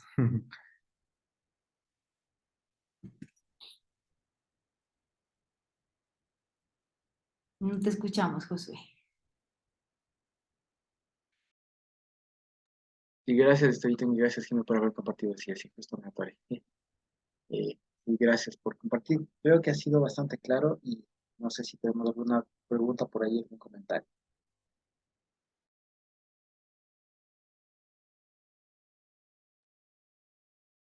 Caso contrario, sí, efectivamente, digamos, estas dos primeros capítulos, perdón, estos dos primeros capítulos, los de Jeremías, son bien enigmáticos, digamos, enigmáticos, son bonitos, que decir, se me cruzaron las palabras.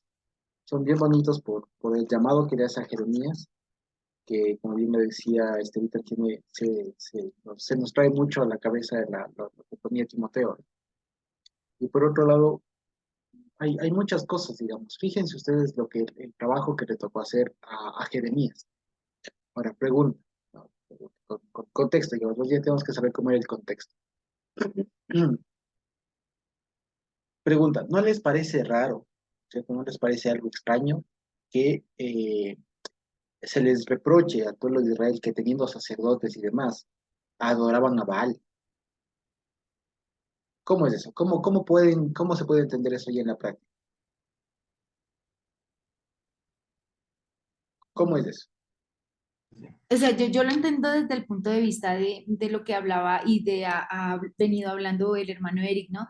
De que actualmente la iglesia no distingue, o sea, está tan cegada en Baal, o sea, en la iglesia, dentro de la iglesia hay que hay esas luces de neón y que hay un montón de cosas que llaman a la gente, o sea, es como si pasaran el mundo a la iglesia, o sea, como para tener a la gente contenta. Entonces, ¿qué hacemos? Traemos el mundo y aparentamos que somos un pueblo santo, pero en realidad no distinguimos, o sea, la gente no logra distinguir qué es el mundo y qué realmente es lo de Dios. No lo puede, o sea, no logran distinguirlo. Yo creo que me imagino que eso mismo habrá pasado en ese momento. O sea, estaba tan infiltrado en ellos como, por ejemplo, el tema del catolicismo, con el tema de las imágenes.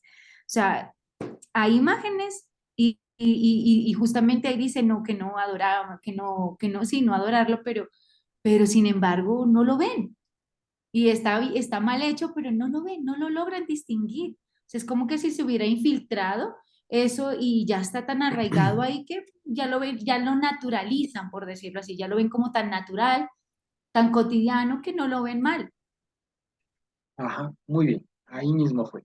El asunto es precisamente que el contexto, digamos, desde los jueces, que todo esto viene por los jueces, más bien dicho, todo este mal viene, ¿saben desde dónde? Desde la época de Josué, ya desde la época de Josué, de los jueces. No necesariamente Josué como tal en esa época, pero sí desde que él murió y los ancianos que le sobrevivieron. Porque si ustedes recuerdan, y si tienen tiempo pueden leer el último capítulo de Josué, el capítulo 24. Uno de los temas más recurrentes es el tema, vean, no se junten en yugo desigual, no se junten con la gente de otros lados porque van a quedar mal. Y el problema, ¿saben cuál es? Hay un tema que de pronto esto no es tan conocido, creo que alguna vez ya les comenté, pero les vuelvo a comentar. Resulta que los pueblos cananeos, los madianitas, toda la gente de ahí, o sea, de aledaños a Israel, a lo que en su momento conquistaron y después ya las tribus y demás del reino, resulta que en realidad eran bastante parecidos, ¿ya? De hecho, por ejemplo, ustedes sabían que en la mitología de Canaán, el dios Baal estaba precisamente sobre un buey. ¿Se acuerdan que alguna vez les mostré la foto? El dios Baal estaba sobre un buey, y era el dios de los cielos y todo lo demás, pero según la mitología de los cananeos, para que vean la semejanza que hay, el papá del dios Baal se llamaba El. ¿Les suena algo? ¿Ya? Es igualito que, digamos, es muy parecido a lo que en algunos lados es del apócope, ¿no? De Elohim, el El y tal, porque en realidad había muchas cosas que eran muy, muy parecidas. Yo les digo, el idioma no era muy diferente al que hablaban los hebreos de la época, ¿sí? Entonces, había muchas cosas que les podía hacer pensar que eran iguales, y ese fue el problema, que pensaron que eran iguales y dejaron entrar muchas cosas, por decía Jimena, dejaron entrar muchas cosas que no eran propias de la fe, de la educación, del culto, si ustedes quieren, a, extraño a la práctica bíblica, digamos, del pueblo de Israel, y ese fue el problema. Ese fue el problema. Al punto, como decía, que también llama la atención, y como le decíamos ayer, si ustedes se dan cuenta, no más dicho, vivimos un tiempo no tan diferente a ese, en el que lastimosamente podemos nosotros, gracias al Señor, identificar muchas cosas que siendo netamente extrañas, ajenas, carnales, como decíamos antes, carnales espirituales, se les hace pasar por espirituales. E incluso se las justifica y se las defiende, ¿no? No se dan cuenta y hasta se ofenden si se les dice que eso no va por ahí. Entonces es precisamente ese. Ahora, fíjense ustedes, en ese contexto de una población, de un pueblo, que seguramente desde mi papá, porque fíjense, si nos ponemos en el caso de Jeremías, que desde el sumo sacerdote y todo lo demás, no daban pie con bola en ese sentido, ¿ya? O sea, estaban confundidos, estaban pensando que hacían bien, que ellos mismos ya se consideraban limpios y todo lo demás, o sea, que no tenían conciencia de nada. Pregunta, en ese contexto así súper caótico en ese sentido y que además estaba inminentemente una conquista de un pueblo extranjero y demás, en ese contexto, ¿a quién escogerían ustedes para dar ese mensaje en ese contexto? El mensaje de van a ser destruidos, a ustedes les va a ir mal. ¿A quién mandarían ustedes en ese, para dar ese mensaje y todo lo demás? ¿A quién mandarían? ¿A un muchachito? ¿A un muchacho? Posiblemente no. Les mandarían a alguien muy aguerrido, muy fuerte, decidido, además con preparación y demás, que sepa hablar bien, que todo lo demás, ¿cierto? Pero aquí fíjense, el llamamiento de Jeremías es precisamente muy singular por eso, porque él mismo está consciente, le dice, yo soy un muchacho, yo no sé nada. Y el Señor le dice, por eso mismo te escogí, porque tú no estás contaminado con todo. Entonces, fíjense, por un lado. Y por otro, lo que decía Seitan es cierto. Vean, cuando el Señor quiere obrar y dar su mensaje, hace hablar hasta los burros. O sea, ese no es problema de mi edad, de que lo que sea. Entonces, aquí lo interesante, ¿no? Y en algún momento, y en algún sentido, todos nosotros ahora nos hemos convertido en alguna especie de Jeremías en este sentido. Porque nosotros, aunque no lo crean, estamos en medio de también de un pueblo, lastimosamente, que a pesar de que muchos llevan el nombre de, no siempre están conscientes del montón de cosas que tienen dentro. ¿Sí? Y eso nos hace bastante responsables y nos tiene que hacer cautos. porque no es cuestión de salir, como dice Jeremías, entonces me paro afuera de X iglesia y les digo, está mal por las luces, por esto, por el ritmo, tal, arrepiéntanse. No, no es tan así. Esto nos tiene que hacer muy cautos, tiene que ser muy cautos, y lo primero que tiene que generar esto es una introspección, una reflexión propia nuestra. Lo que el Señor Jesús diría, veamos si primero antes de ver una pajita en el ojo ajeno, no hay una viga en el ojo propio. Así que eso es la primera reacción que tendríamos que experimentar nosotros como creyentes, digamos, escuchando a la sana doctrina y demás. Reflexionar respecto de uno mismo, antes de decir, mira, es que clarito en esa iglesia, acá, aquí, tal, antes de salir a todo ello, vea, antes, ¿ya? Véase usted primero por si acaso, ¿ya? Y si es que hay algo, tome las acciones que sean necesarias. Segundo, también hay una cosa que también está aquí implícita, y me he dado cuenta muchas veces, que, digamos, dado que el Señor nos ha dado este conocimiento, digamos, y nos ha concedido abrir los ojos en este sentido, de poder distinguir con mayor, digamos, sustento lo que es de lo que no es, ¿ya? Para nosotros precisamente es más fácil notarlo eso, ¿ya? Pero eso no significa que Dios necesariamente nos haya llamado a denunciarlo o a decir así, digamos, directamente a alguien o a alguna institución lo que podemos observar, ¿ya? ¿Por qué? Porque aquí está implícito. A Jeremías Dios le dio la potestad, le dio la competencia para hacerlo. Sin eso, sin que Dios le haya topado los labios y todo lo demás, sin eso no podía hacerlo, así sea más evidente que qué. ¿Me explico?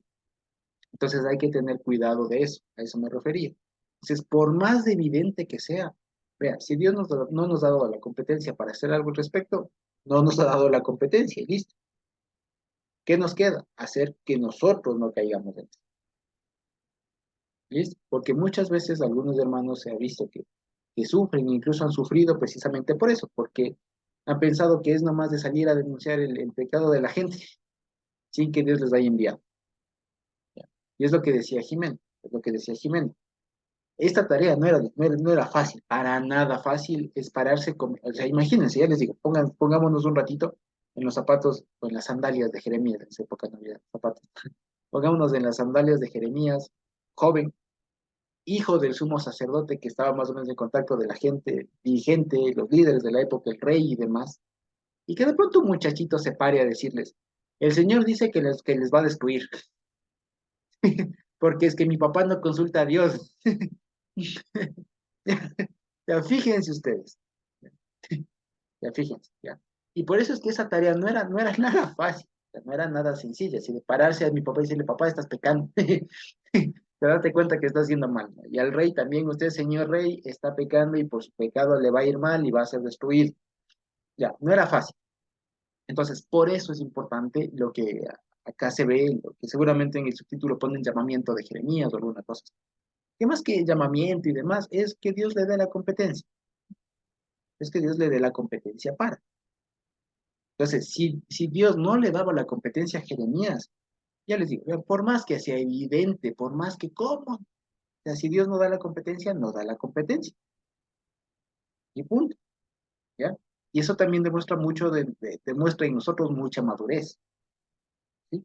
Ahora, hay casos y casos también, porque enseguida es muy posible que a nosotros nos salga, ¿no? De pronto nos inquiete mucho el tema de, pero ante una evidente injusticia, pero ante, son casos y casos, ya les digo. Son casos y casos, y especialmente, ojo que aquí estamos hablando en el contexto de denunciar algo que está mal dentro de alguien que se considera del pueblo. Ya no les digo en el mundo, en las instituciones, ya, es diferente. Ya, aquí estamos hablando de que en qué momento, en qué circunstancia una persona dentro del pueblo Dios le escoge para decir el mal dentro del pueblo, ¿ya? O denunciar algo o anunciar algo en general, hacer algo, ¿ya? Ese es el contexto. Entonces, por más que sea, vea, evidente y alguna cosa, siempre lo que decía Jimena, hay que pedir permiso. Hay que decir, Señor, estoy notando esto, ¿me autorizas? ¿O qué tengo que hacer? O yo tengo que decir a alguien que actúe, ¿cómo se procede? cómo es la mejor manera para que esto se proceda. O, a pesar de que esto es injusto, Señor, tú tienes algún propósito detrás de esto. ¿Sí? Porque ya les digo, los propios profetas se dieron cuenta de eso, que el Señor mismo les decía, a Ezequiel le dice, tú habla, escucha y no te dejen de escuchar. Es más probable y es seguro que no te van a escuchar. ¿Ya? Que es todavía un poco más decepcionante incluso. Ya, tú anda, predícales, pero sepas que no te van a escuchar. Ya, pero lo que quiero decir es, independientemente de todo esto, para levantar nuestra voz, participar, etcétera, es imprescindible que antes de hacer cualquier cosa tengamos de parte del Señor la competencia. Si no, vean, nos va a ir mal, va a ir mal. ¿Ya? Y ya les digo, o sea, para que veamos lo importante que es esto. Puede ser una injusticia, una cosa manifiesta, así una cosa, pero ya evidente, horrible, así, que si el Señor no nos dice, anda y haz algo, no podemos hacer algo, ¿ya? Es sobre todo eso. Ahora, es claro también que ante una injusticia, alguna cosa así, se debe hacer algo y demás. Pero también yo les cuento, he visto muchas cosas porque de alguna manera eso se ha vivido un poco de cerca, que especialmente cuando Dios no da la competencia para cambiar una situación, vea lo que el Señor nos pone solamente como parlantes, en ese sentido, como profetas, como portavoces, de denunciar en su momento lo que está mal y hasta ahí. ¿Sí? Y ya les digo, o sea, eso lo hemos vivido de alguna manera, he vivido de alguna manera en carne propia y también he visto mucho de varios hermanos que han hecho eso, que con la autoridad del Señor y todo les ha dado autoridad para denunciar, y ahí quedó, o sea, y hasta ahí, digamos, y no fue más allá que de denunciar, ¿ya? Porque también es importante que nosotros sepamos lo que le dijo precisamente a Jeremías, que es precisamente a dónde va dirigido este mensaje de voy a destruir, voy a derribar y todo lo más, y después voy a plantar.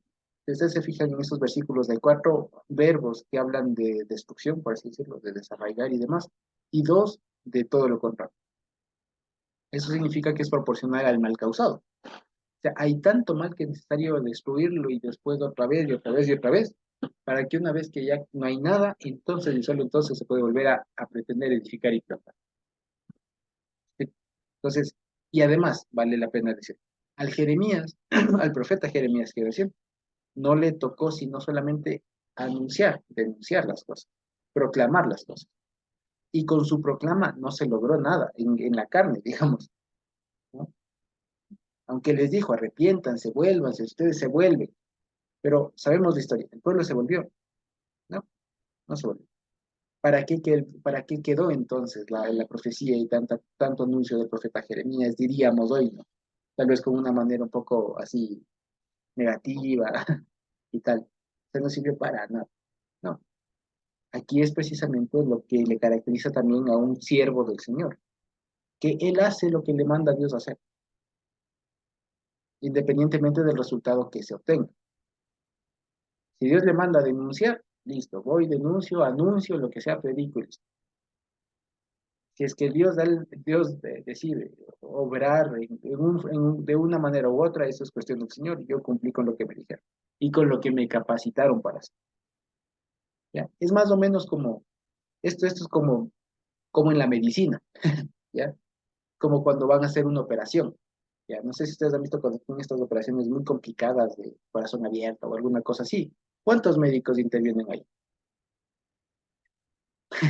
Uno solito.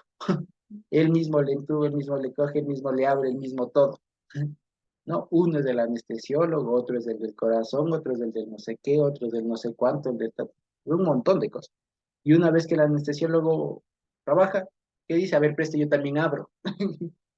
¿No? Se queda ahí, después ya hace su trabajo y él está encargado de una cosa y eso. Eso es lo mismo acá. Si el Señor me manda a mí a ser el anestesiólogo, pongo la anestesia y listo. ¿Ya? El que tiene que abrir, abrirá. El que tiene que hacer el corte, pasar las pinzas, lo que sea. Cada cual hace su trabajo. Ya que es otra vez lo que hablábamos de responsabilidad y demás. Entonces, fíjense que no es nomás también de pronto, ¿no? De salir así a denunciar las maldades y todo lo demás, y así, cual justiciero, ¿no? Cual Batman, así, ¿no? Que hay mucha injusticia, entonces me voy. No, no, no está para eso la Torah, no da para eso. Porque nosotros, como les decíamos fuera de cámaras, estamos bajo un rey y nosotros nos mandamos o nos movemos según lo que mande el rey. Y si el rey no nos da competencias para algo, no nos da competencias. Y si el Señor nos da competencias para algo en específico, hasta donde va nuestra competencia. Hasta el apóstol Pablo le pasó, fíjense, quería irse a predicar para otro lado, a Macedonia, no, te vas para el otro lado. Fíjense, ¿ya? Que me quiero ir para acá, no. Que quiero predicar en el aerópago, que no sé qué, es mal. ¿Me explico? Entonces, fíjense que qué importante es esto de ya como Jeremías, que por un lado, cuando el Señor nos da la competencia, vean, no hay que tener miedo de lo que pase, así nos mata. De hecho, al pobre Jeremías le fue de lo peor. Le tuvieron en la mazmorra unos cuantos años, ya cuando conquistaron todo, ahí los conquistadores se dieron cuenta que había uno encerrado y le sacaron y les llevaron cautivo. O sea, no fue una historia bonita la de Jeremías, como la que tal vez muchos que se autoproclaman profetas quisieran tener, ¿no? Nada que ver. O sea, la vida de Jeremías no fue nada fácil, humanamente hablando. Y de eso debemos aprender mucho nosotros. Y por otro lado, es cierto, la, la, el mensaje, digamos, ya más práctico, digamos, que encontramos acá, es de esto, que si alguno de nosotros, Dios nos guarde, ¿no? Pero si en algún momento nosotros conocemos incluso de alguien, nosotros mismos, ¿no? De alguna cosa, que estemos en esa situación de que no distinguimos que estamos con algo que no es, que sepamos que el único que puede obrar en eso es Dios, es el mismo Señor. Él es el que convence de todo pecado, Él es el que convence de todo mal y Él da la competencia para arreglarlo. Porque si no, va a aparecer lo que dice aquí mismo. Tú mismo ves, no importa cuánto cloro te mandes, no importa cuánto jabón te pongas de encima, que no, así no se sana. Porque el que limpia, ¿eso qué quiere decir? El que limpia es Dios. Y si Dios no limpia, por más que vos digas que ya estás bañado, pero no es así. Entonces, una vez más vemos la competencia del Señor, y eso es lo que nos avala para todo. El Señor nos da la competencia para ser esposos, para ser padres, para ser hijos, y todo lo demás. Es eso. Hay que actuar dentro de las competencias que el Señor nos da. Y eso sí, cuando el Señor nos otorga una competencia, ahí sí no tener miedo de hacer lo que el Señor nos ha mandado a hacer. ¿Entiendes? Entonces, fíjense ustedes, del mismo Moisés, que no, que yo no puedo hablar, que no sé qué, que te vas. ¿Ya? Y ahí sí, cuando ya le tocó enfrentarse, se paró ante el faraón, se paró ante el pueblo mismo y todo lo demás, o sea, con agallas ahí sí. Pero eso es en virtud de la competencia que Dios da. Y como decía Jimena también, la palabra del Señor esta puede parecer muy dura y en realidad es muy difícil, muy dura. Debe haberle dolido a Jeremías saber lo que se venía. ¿Ya? Porque no sé ustedes, pero ¿qué pasa si es que cuando se derrama una olla hirviendo? Y ya no les digo en las cocinas actuales, porque nosotros estamos pensando tal vez una olla de las nuestras, ¿no? De las que tenemos en casa, sobre la hornilla de nuestra cocina, a gas, pero ¿cómo se cocinaba en esa época?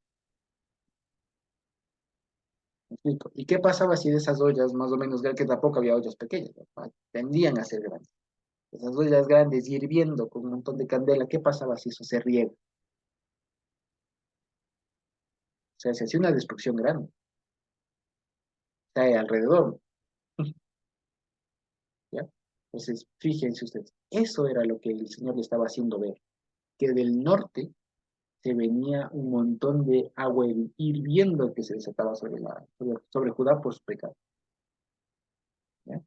Pero lo interesante, y por eso es muy interesante también la visión del agua hirviendo, de la olla hirviendo, es porque esa olla se enfría, esa agua, eso hirviendo se enfría. Y una vez que está frío, ¿qué toca hacer? Limpiar y después sí se puede volver a reconstruir. ¿Ya? Entonces, fíjense usted, ¿ya? De eso va esta porción precisamente. Y esa es la esperanza que el Señor nos ha dado de que eventualmente, y lo que está también diciendo es que el Señor, el Dios nuestro, tiene el control de su pueblo. Y aun cuando parezca que está corrompido, pervertido, ciego, sordo, etcétera, pues en medio de todo eso el Señor sabe cómo corregir. Por último, le hará su movida, le hará su zarandeo, ¿no? Le moverá, le corregirá, le destruirá en algún sentido y tal. Pero la promesa del Señor es que de todo eso volverá a salir. De todo eso habrá gente, el Señor les concede el arrepentimiento y que darán testimonio de que sí, el Señor es Rey, el Señor es Dios y que Él nunca se olvida de su pueblo. Que tiene fastidio, digamos así, tiene intolerancia al pecado. Y que por eso mismo Él hace todo lo necesario, incluso ya cuando no hay más, pues hace cosas muy fuertes para eliminar precisamente esos males. ¿Sí? Y así que digamos, como decía Jimena, y si en algún momento nosotros estamos experimentando en nuestras vidas de pronto las consecuencias de eso, si un pecado o alguna cosa, sepamos ser humildes para recibir la reprensión del Señor, ¿ya?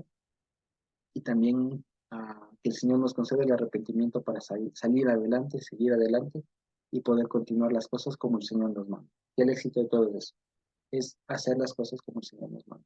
Y todas las cosas que pueden salir mal y demás, en buena parte dependen de por qué, o se dan porque es que no se hacen las cosas como Dios manda. Así que Dios nos ayude en todo eso. Dicho todo eso, muchas gracias de Estevitan y Jime. Y bueno, creo que podemos ir terminando así.